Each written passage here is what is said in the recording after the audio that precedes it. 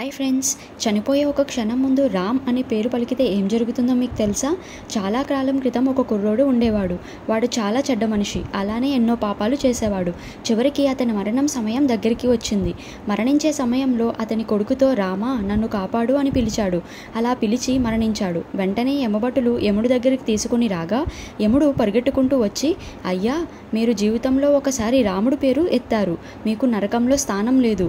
మీరు వేరే చోట స్థానం ఉంటుంది, అది బ్రహ్మకు తెలుసు అని బ్రహ్మ దగ్గరికి ఆ పాపిని కాలు కింద పెట్టకుండా యముడు తన చేతులతో తీసుకుని వెళ్తాడు. బ్రహ్మ అతన్ని చూడగానే పరిగెట్టుకుంటూ వచ్చి నమస్కరిస్తాడు. బ్రహ్మ కూడా, నీకు స్థానం ఎక్కడ ఉంటుందో తెలియదు, కానీ ఎప్పుడూ రామనామాన్ని జపించే శివుడికి తెలుసు అని బ్రహ్మ చేతులతో ఎత్తుకొని వెళ్తాడు. శివుడు వాళ్ళ రాకని చూసి అందరికీ నమస్కరించి, నాకు కూడా తెలియదు, అందరూ విష్ణువు దగ్గరికి వెళ్తారు.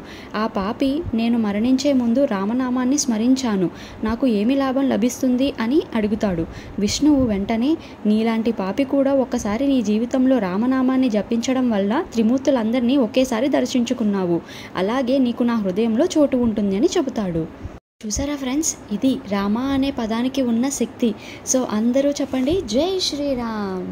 ఇలాంటి మరిన్ని ఇంట్రెస్టింగ్ వీడియోస్ కోసం మన ఛానల్ని లైక్ చేసి సబ్స్క్రైబ్ చేసుకోండి.